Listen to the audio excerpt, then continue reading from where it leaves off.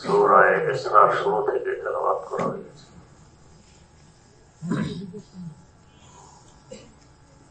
প্রথম আয়াতে মেরাজ সম্পর্কে আলোচনা, এ সম্পর্কে কয়েক মজলিসে কিছু আলোচনা হয়েছিল। আল্লাহ রাব্বুল আলামিন হযরত রাসূল আকরাম সাল্লাল্লাহু আলাইহি ওয়াসাল্লামকে বাইতুল্লাহ শরীফ থেকে বাইতুল মুকাদ্দাসে নিয়ে ইমামত করাইলেন। এর দ্বারা এদিকে ইঙ্গিত করলেন যে তিনি উভয় কিবলার নবী। বাইতুল্লাহ থাকবে তার অধীনে, বাইতুল মুকাদ্দাস থাকা চাই তার অধীনে। তিনি উভয় কিবলার নবী। সেখান থেকে উপরের দিকে নিয়ে আরশে মুআল্লা পর্যন্ত নিয়ে গেছেন। তার মানে তিনি সকল মাখলুকের নবী, কোন সম্প্রদায় নয়, কোন জাতি নয়, কোন এলাকা নয়, কোন দেশ নয়, গোটা দুনিয়াবাসীর জন্য নবী, নবীদেরও নবী। নবীদেরও নবী এটা বোঝানোর লক্ষ্যে সকল নবীদেরকে পিছনে রেখে তাকে সামনে নিয়ে ইমামত করাই দিলেন। তিনি নবীদেরও ইমাম।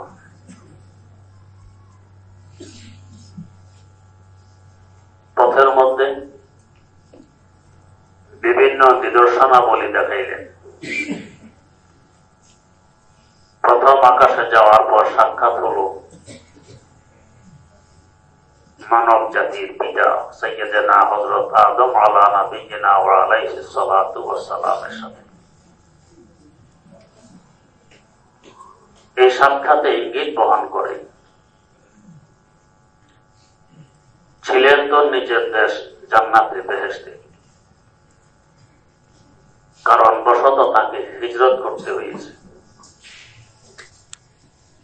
সে কারণ হলো ইবলিস নামক শত্রু। জান্নাত থেকে হিজরত করে দুনিয়া এসে গেছেন, পরে আবার জান্নাতে প্রবেশ করবেন। ইঙ্গিত হলো রাসূল আকরাম সাল্লাল্লাহু আলাইহি ওয়াসাল্লাম নিজ মাতৃভূমি, নিজের দেশ মক্কা মুকাররমা থেকে হিজরত করা লাগবে। তিনি হিজরত করে মদিনা মুনাওয়ারায় পৌঁছলেন। 8 বছর পর আবার মক্কা মুকাররমা ফিরে আসার সুযোগ হইল। আদম আলাইহিস সালাম দুনিয়ার হায়াত কাটানোর পর আবার জান্নাতে যাওয়ার সুযোগ পাবে। এদিকে ইশারা। দ্বিতীয় আকাশে গিয়ে সাইয়্যিদানা হযরত ঈসা ইবনে মারইয়াম আলা নাবিয়িনা ওয়া আলাইহিস সালাতু ওয়াস সালামের সাথে সাক্ষাৎ হয়। ইঙ্গিত বহন করে তার জমানা হুজুরের জমানা কাছাকাছি, মাত্র 600 বছরের ব্যবধান। তাকে ইহুদিরা জ্বালা যন্ত্রণা কম দেয়নি, এমনকি হত্যার পায়তারা করে ঘরে পর্যন্ত ঢোকে তাকে হত্যা করার জন্য। যে ব্যক্তি প্রথম ঢুকেছে ঘরে, আল্লাহ পাক তাকে ঈসা আলাইহিস সালামের সুরতে বানিয়ে দিলেন, আর ঈসা আলাইহিস সালামকে তুলে নিয়ে গেলেন আকাশে। পরবর্তীতে যারা ঢুকেছে তারা তো দেখে মনে করেছে ঈসা, ধরল হত্যা করার জন্য। এ বলে আমি তো ঈসা নই, আমি তো তোমাদের সাথে অমুক। আমাদের সাথে অমুকের তো এই সুরত চেহারা নয়, কিন্তু ঈসার সুরত। যতই বলে তাকে মানতেছে না, তাকে হত্যা করে ফেলে। এরপর এখন দেখে আমাদের যে সাথী আগে ঢুকেছিল সেই সাথী কই, সেই সাথী নেই। এখন ধাঁধায় পড়ে গেল, যদি এই ঈসা হয় তো আমাদের সাথী কই, যদি আমাদের সাথী হতো ঈসা কই। আল্লাহ রাব্বুল আলামিন ধাঁধায় ফেলে দিলেন, আজ পর্যন্ত সমাধানে পৌঁছতে পারবেও না। এই কাজটা করেছিল ইহুদিরা। ইহুদিরা ঈসা আলাইহিস সালামকে কষ্ট দিয়েছে খুব, আল্লাহ পাক নাজাত দিলেন, আকাশে তুলে নিয়ে গেলেন। ইঙ্গিত গ্রহণ করে আমাদের নবী করিম সাল্লাল্লাহু আলাইহি ওয়াসাল্লামকেও ইহুদিরা কষ্ট কম দিবে না। আল্লাহ পাক পরিত্রাণ দিবেন, শেষমেশ ইহুদিরাই উৎখাত হবে আরবের জমিন থেকে, কিন্তু কষ্ট তো দিয়েছে। যুদ্ধে কুলাইতে পারে না তো জাদুটো না, সেটাই পালো না বিষ প্রয়োগ, এটাই পালো না ধোকা। এমন কোন রাস্তা তারা বাদ রাখেনি যে রাস্তায় তাকে শহীদ করার চেষ্টা তারা করেনি। এই এক জাতি, এদের নেচার আর স্বভাবে হলো ফিতনা ফাসাদ সৃষ্টি করে রাখা, অন্যকে কষ্ট দেয়। অন্যরা তো পরের কথা, নিজেদের নবী সাইয়্যিদানা হযরত ঈসা হযরত মূসা আলা নবিয়িনা ওয়া আলাইহিস সালাতু ওয়াস সালাম তাকে কি পরিমাণ কষ্ট দিয়েছে। ফেরাউনের মতো জাবের জালেম থেকে যে নবীর ওসিলা আল্লাহ পাক তাদেরকে নাজাত দিলেন। নবী তাদেরকে নিয়ে সিনা উপত্যকায় চলে আসলেন। এরা এখানে থাকবে না, এখানে থাকো, ছায়ার ব্যবস্থা আল্লাহ পাক করলেন, উপরে মেঘ দিয়ে দিয়ে ছায়া। খাওয়ার ব্যবস্থা করলেন ফ্রি, মান্না সালুয়া, ছোট ছোট ভাজা পাখি এবং হালুয়া আকাশ থেকে নাজিল হয়। মুফতে খেতে ফেললে আমাদের আর কোনো চিন্তা ফিকির থাকতো, ব্যবস্থা আল্লাহ পাক এদেরকে করেছেন। কিছুদিন খাওয়ার পরে আমরা তো এগুলি খাবো না, কি খাবে? খাবো ডাল, রসুন, পেঁয়াজ, এগুলি খাবো। হায় হায় হায়, আমাদের দেশে বলে সুখে থাকতে বুঝতে পায়, দুধ বেঁচে মদ খায়। দুধ কত উপকারের জিনিস, পিপাসা নিবারণ করে, ক্ষুধাও মিটায়, বিক্রি করে মদ কিনে খায়। তো ফিরে ফিরে মফতে পেত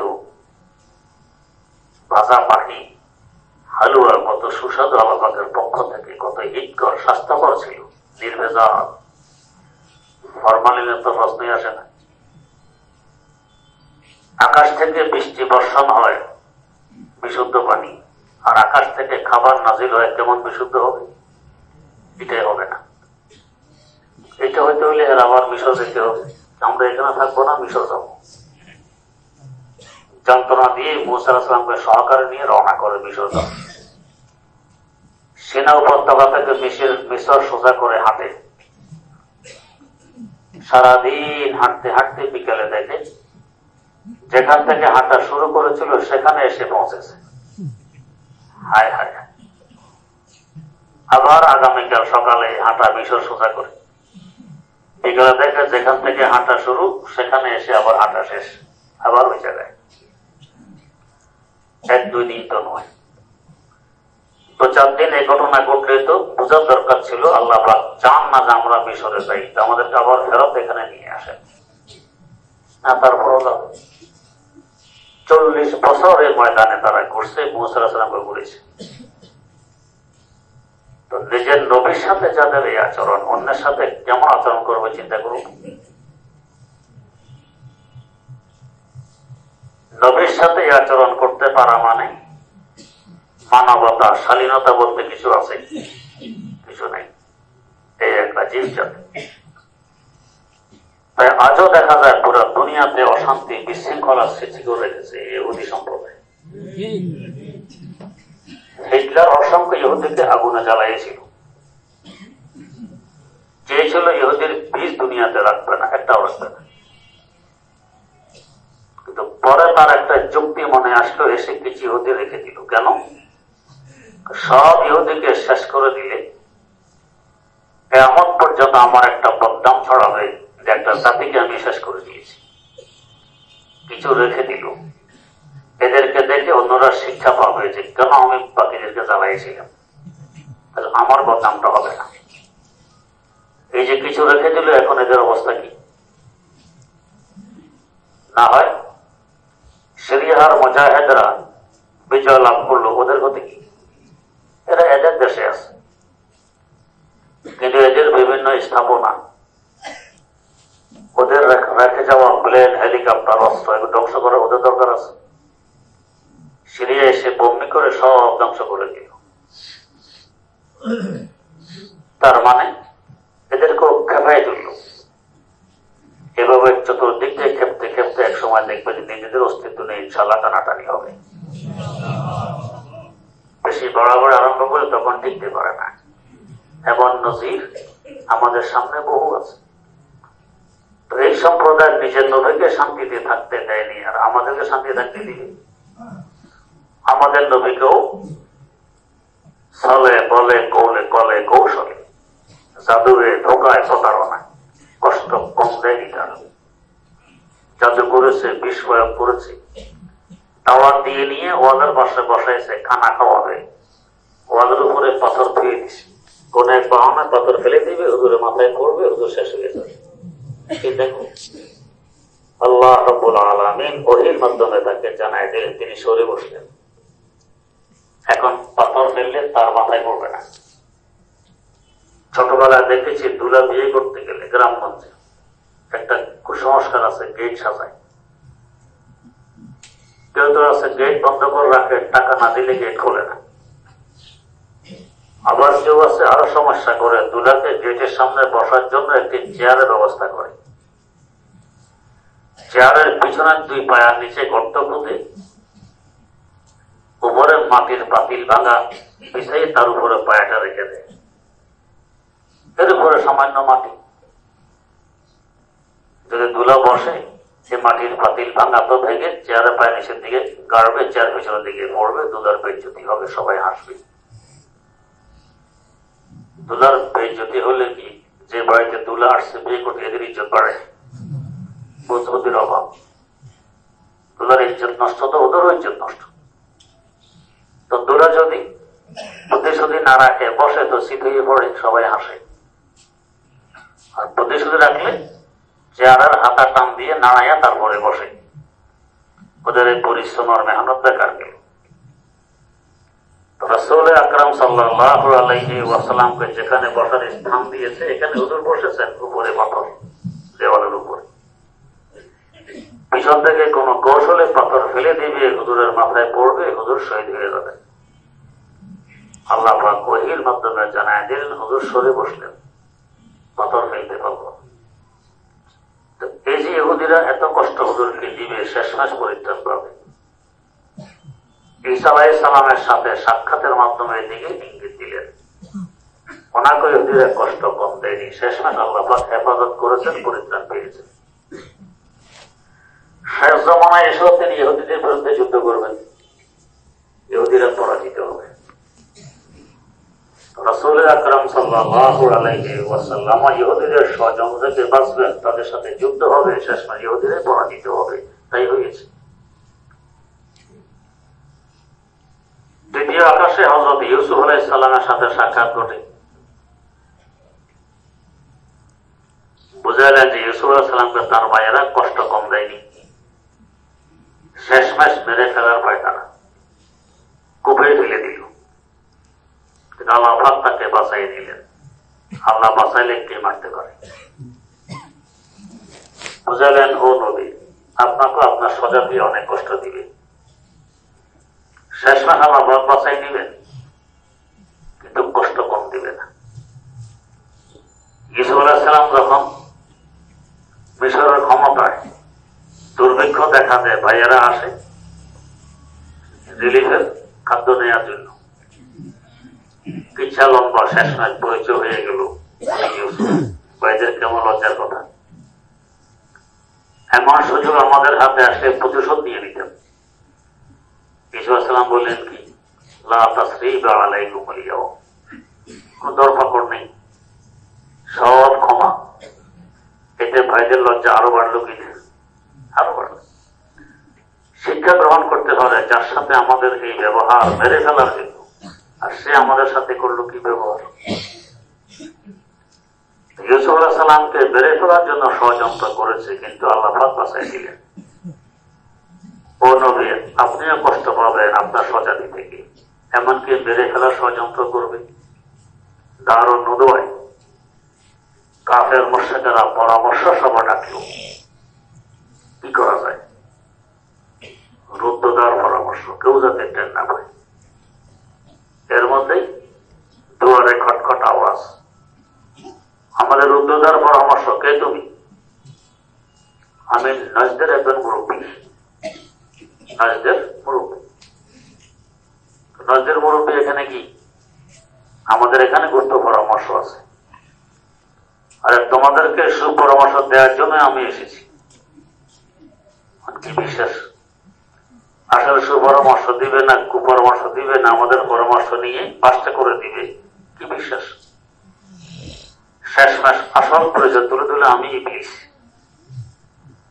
এবারে আর তাদের সমস্যা নেই, কারণ আমাদের পরামর্শটাও তো ইবলিস মার্কা। এখন আর সমস্যা নেই, দুয়ার খুলে দিলে ইবলিস মিশরে এসে বসলো নাজদের সাহেব মুরব্বী। এক একজনের এক এক পরামর্শ, দেশান্তর করে দেয়া হোক, আবার উল্টা পরামর্শ যে এখানে গিয়েও তো ইসলামের বাতি জ্বালাবে, বিভিন্ন ধরনের। ইবলিস শেষমেশ পরামর্শ হলো কি, হত্যাই করে দাও, কেসটা খতম, মামলা শেষ, হত্যা করে দাও।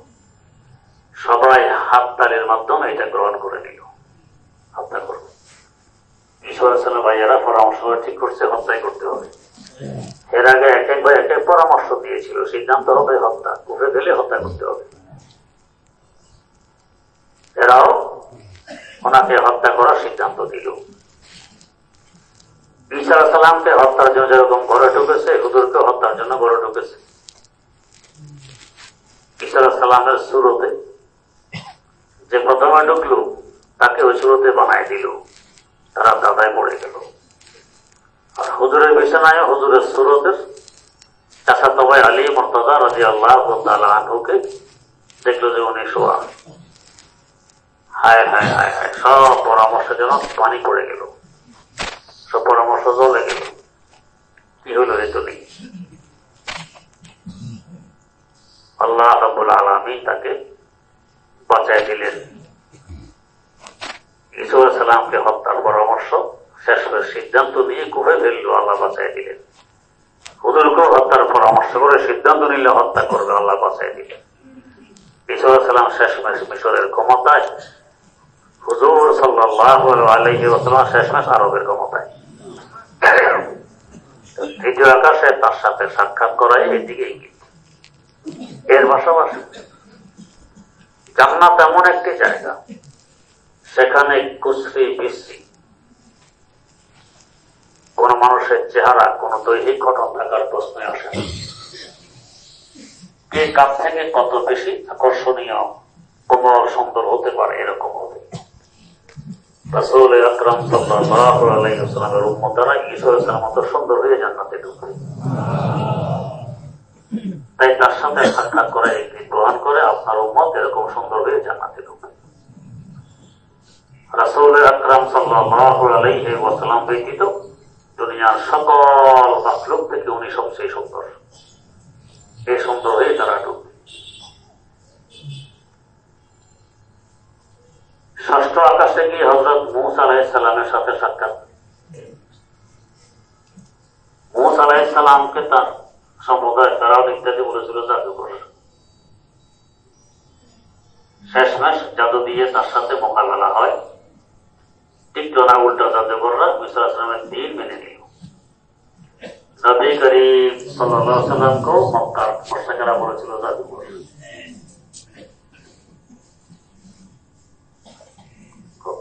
नाबुद नस्ल तो साहर दिगर साढ़ राणा सर तो ही होता सर साढ़ राणा सर तो ही होता सर। मोहम्मद, তুমি তো সমস্ত জাদুঘরদের উস্তাদ, তোমার মতো আরেক জাদুঘর দুনিয়াতে জাদুঘর মোকাবেলার জন্য এনেছে জাদুঘর মূসা আলাইহিস সালামের সাথে। শেষমেশ জাদুঘররাই তার জিন গ্রহণ করে। হুজুরের সময় চর্চা ছিল বেশি সাহিত্যের, মূসা আলাইহিস সালামের সময় জাদুঘরের চর্চা, এনার সময় সাহিত্যের চর্চা, বড় বড় সাহিত্যিক, এক একজনের কবিতা, এক একজনের লেখা, উচ্চমানের সাহিত্য। হুজুর তো 1 সেকেন্ডও কারো কাছে লেখাপড়া শিখে। তিনি একটি কিতাব পেশ করলেন, কোরআনে কারীম, সাহিত্যে পড়া কিতাব। কবিতাও বলা যায় না, আবার গল্প বলা যায়। কবিতার মতো পড়তে চাইলেও পারেন, গল্পের মতো পড়তে চাইলেও পারেন। চ্যালেঞ্জ করা হইল যে তোমরা তো বড় বড় সাহিত্যিক, বড় বড় পণ্ডিত, তার ছোট্ট একটি সূরা, বড় সূরা লাগবে না, সূরা কাউসার মাত্র 3 আয়াতের, এই সূরাটার মোকাবেলা করো। যদি পারো তো বুঝবো এটা মুহাম্মদের বানানো, আল্লাহ থেকে নাজিল করা নয়। বাইতুল্লাহ জুলাই রাখা হইল, মোকাবেলা করো। কে করবে মোকাবেলা? কোথায় আল্লাহর কালাম, কোথায় মানুষের কথা? তুলনা চলে চলে না, কথায় কথা আসে। হাকিমুল উম্মত মুজাদ্দিদুল মিল্লাত হযরত শাহ আশরাফ আলী থানভী রাহমাতুল্লাহ আলাইহির ভাই আসগর আলী, হযরত থানভী আশরাফ আলী, উনি আসগর আলী। এক হিন্দু পণ্ডিতের সাথে তর্ক। হিন্দু পণ্ডিত বলে আমাদের ধর্ম সত্য, তোমাদের ধর্ম অসত্য। আর ইনি বলে আমাদের ধর্ম সত্য, তোমাদের ধর্ম অসত্য। তো হিন্দু পণ্ডিত দলিল প্রমাণ দেয়, আমাদের ধর্মের সকল কথা আমাদের বুঝে আসে, তোমাদের ধর্মের সকল কথা বুঝে আসে না, যুক্তিতে ধরে না। যেমন ওজুর সময় যদি মোজা পরিহিত অবস্থায় থাকো, তো তোমাদের মোজা মাসে করতে হয়, মুছতে হয় কুকুর দিয়ে। যুক্তি বলেন নিচে দিয়ে মোছার দরকার, ময়লা তো নিচে দিয়ে না লাগে, উপর দিয়ে তো লাগে না, কিন্তু নিচে না মুছতে কুকুরের দিকে মুছো, যুক্তিতে ধরে না। বাতাস বের হয় এক জায়গা দিয়ে, দো তোমরা আরেক জায়গায়। বাতাস বের হয় পিছনের রাস্তা দিয়ে, দো উপরের রাস্তা।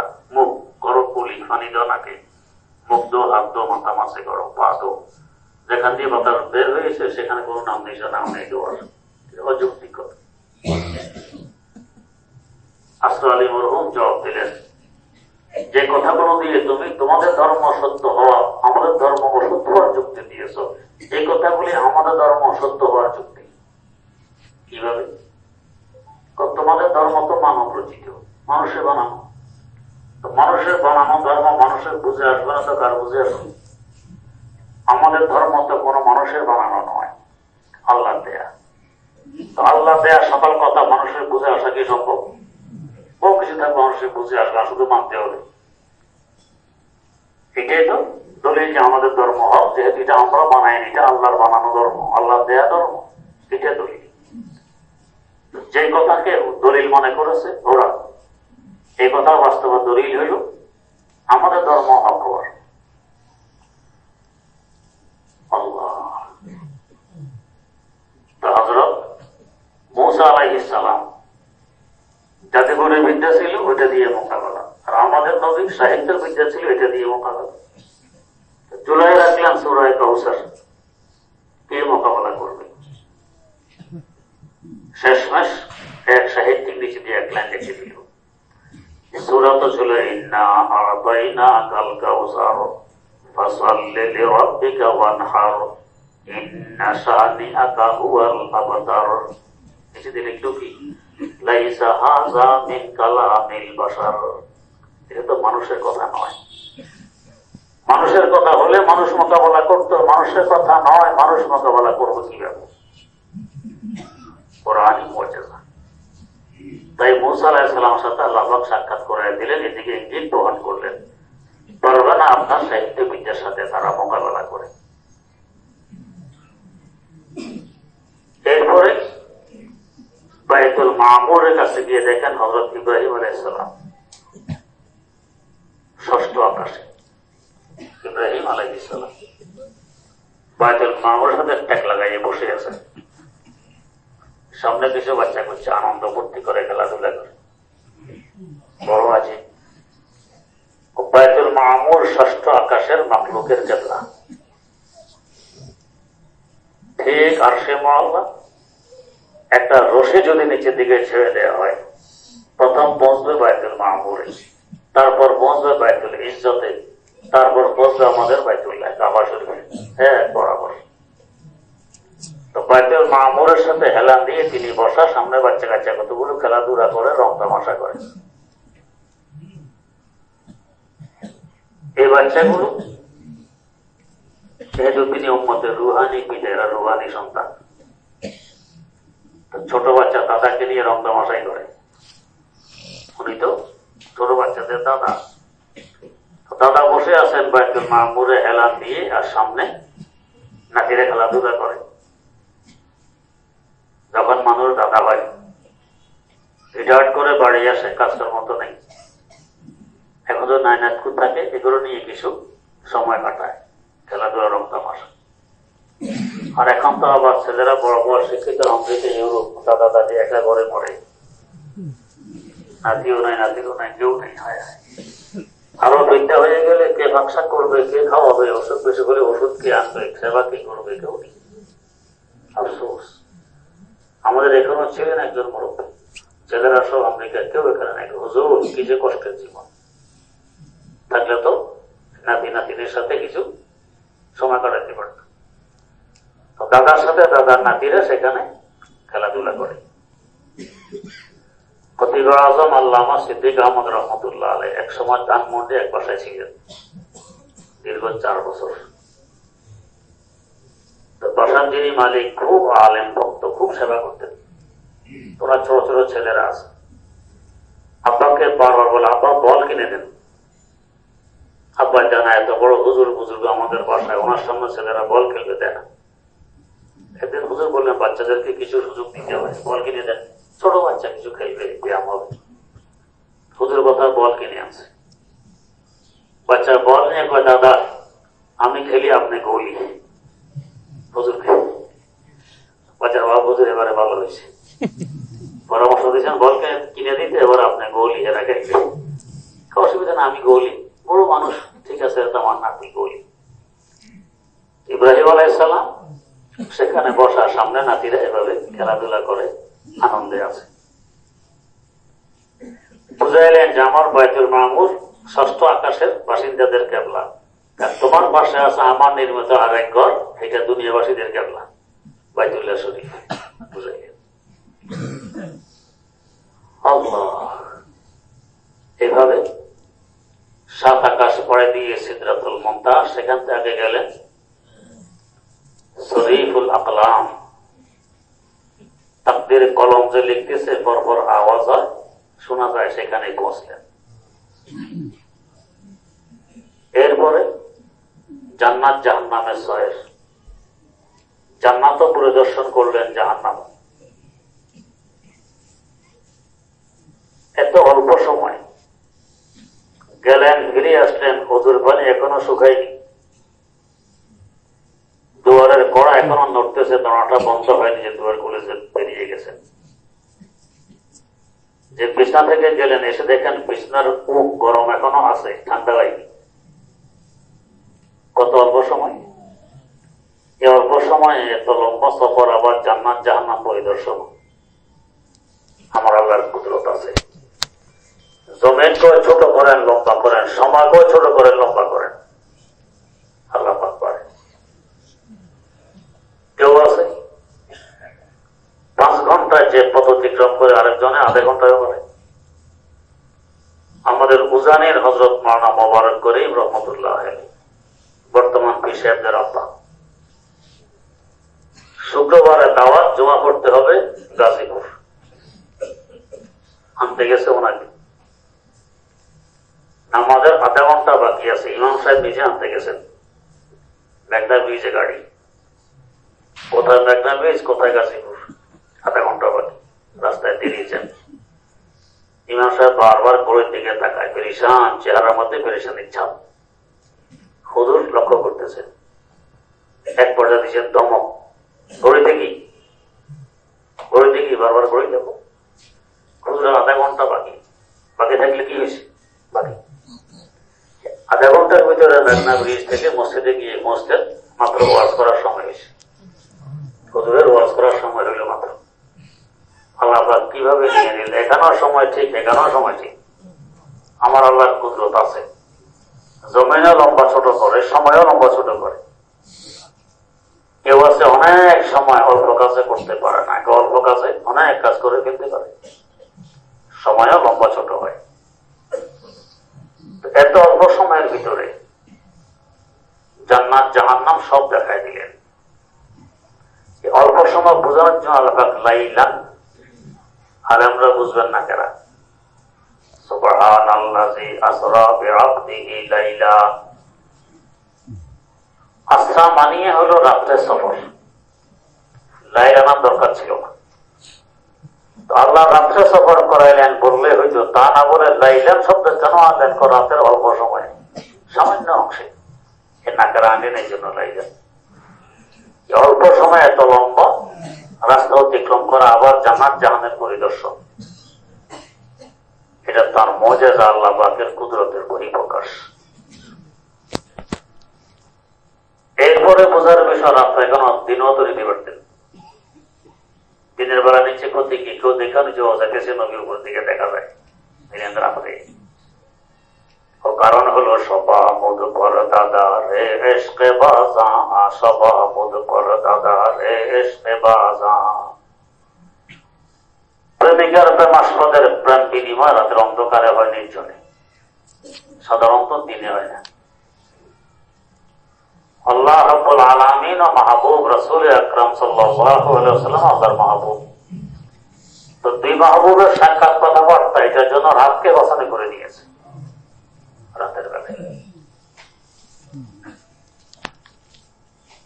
তাই দেখা যায় আল্লাহর ওলিরা গভীর রাতে উঠেই তাহাজ্জুদ, আল্লাহ বিল্লাহ, আল্লাহর সাথে কথাবার্তা। আল্লাহকে হাত করার সবচেয়ে সুন্দর সময় হলো এটা।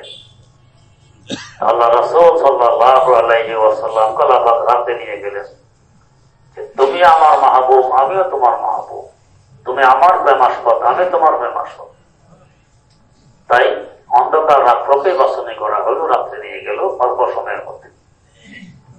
জান্নাত জাহান্নাম সব কিছু দেখাই আনলেন। এরপরে শেষমেশ আল্লাহ পাকের দরবারে নিয়ে গেলেন। নিয়ে গিয়ে সরাসরি কথাবার্তা হয়।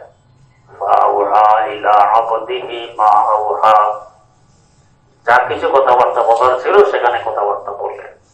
সব কথাবার্তা আমাদের কাছে প্রকাশও করা হয়। প্রেমাস্পদের কথাবার্তা সবার সামনে প্রকাশ করা হয় না, লুকিয়ে থাকে। যত লুকাইবেন মজা তত বাড়বে।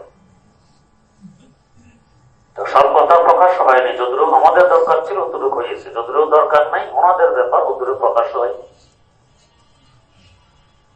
আল্লাহ রাব্বুল আলামিন এইভাবে তার নিদর্শনাদি দেখাইতে দেখাইতে আরশে মওলা নিলেন, আবার ফেরত বাইতুল মুকাদ্দাসে আনলেন। বোরাক তো এখানে বাঁধা, যেখানে পাথরের ছিদ্র বোরাক বাঁধা হইল, এখানে বোরাক এখনো বাঁধা। আবার বোরাকে করে চলে আসলেন বাইতুল্লাহ শরীফে। সকালে বর্ণনা দিলেন যে মেরাজের ঘটনা। কিছু মুসলমানও অবিশ্বাস করল, এটা তো বিশ্বাসযোগ্য কথা নয়। নবীর কোন কথাকে সামনাসামনি অবিশ্বাস করলে সে মুরতাদ হয়ে যায়, মুমিন থাকে না। আর কাফেররা তো বগল বাজানো আরম্ভ করছে।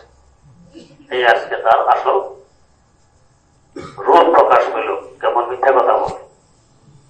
মানুষ বুঝি এভাবে অল্প সময়ে বাইতুল মুকাদ্দাস যায়, সেখান থেকে আকাশে যায়।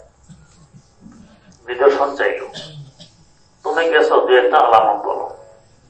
একটা হুজুর বলতেন, আসার পথে দেখেছি একটা কাফেলা ব্যবসা করতে গেছে সিরিয়া, এরা আসতেছে। ছাই বর্ণ কালারের ওট আছে এদের সাথে, ছাই কালারের ওট আছে এদের সাথে, কাফেলা আসতেছে। অমুক দিন সূর্যাস্তের আগে আগে এরা মক্কা মুকাররমায় পৌঁছবে বলে দিল। ঠিক ওই দিন সূর্যাস্তের আগে আগে এই কাফেলা ছাই বর্ণের ওট সাথে আছে নিয়ে মক্কা মুকাররমায় পৌঁছলো। এখন প্রশ্ন, হুজুর তো তার ফুফি উম্মে হানির ঘরে ঘুমন্ত অবস্থায় ছিলেন, যদি বাইতুল মুকাদ্দাসে নাই যেতেন, কাফেলাকে দেখলেন কিভাবে? আবার এদের সাথে ওট আছে, তার ছাই বর্ণের রঙ বুঝে নিলেন, এটা বললেন কিভাবে? বোঝা গেছে হ্যাঁ সত্যই তিনি গিয়েছেন, না এগুলি বলা তো সম্ভব ছিল না। এরপরে বাইতুল মুকাদ্দাসের দুয়ার জানালা কয়খান, কোনখানের কি অবস্থা জিজ্ঞাসা করা হলো, তাও বলে দিয়ে। কিন্তু সে তো অবিশ্বাসী করবে। এরা খুব তামাশা মনে করে হাসতে হাসতে সিদ্দিক আকবর রাদিয়াল্লাহু তাআলা আনহুকে বলল, শুনছো তোমাদের নবী তামাশা? কই কি? এ নাকি রাত্রে অল্প সময়ে বাইতুল মুকাদ্দাস গিয়েছে, আবার সেখান থেকে সাত আকাশ পাড়ি দিয়ে আসে মহল্লা গিয়েছে, জান্নাত জাহান্নাম দেখে ফিরিয়েও এসেছে এক রাতের ভিতরে, আবার মক্কা শরীফ বলতেছে। আসলে উনি বলছে বলছে তাহলে সত্য বলছে। আল্লাহ এখান থেকে তার ভয় সিদ্দিক হুজুরকে সত্যায়ন করলেন, যদি বলে থাকে তো সত্য বলছে। এটা তো হতভম্ব মনে করছে সিদ্দিক আকবর ফিরে যাবে এই উসিলায়, এই যে আরো ইমান মজবুত। আল্লাহ আল্লাহ রাব্বুল আলামিন চাইলে সবাই করতে পারে। এ পর্যন্ত মেরাজের কথাবার্তা শেষ হল, সামনে আল্লাহ বক্তব্য দিলে অন্য কথাবার্তা হবে ইনশাআল্লাহ। জানুয়ারি মাসের 9 তারিখ আমাদের এখানে খতমে বুখারী উপলক্ষে মাহফিল হবে। হযরত মাওলানা নুরুল ইসলাম আলীপুরী সাহেব তাশরীফ আনবেন ইনশাআল্লাহ। তালকানগরের পীর সাহেব মাওলানা আব্দুল গফফার সাহেব তাশরীফ আনবেন। মাওলানা খালেদ সাইফুল্লাহ আইয়ুবী সাহেব আসবেন। আপনারা সবাই দিনী দাওয়াত গ্রহণ করুন।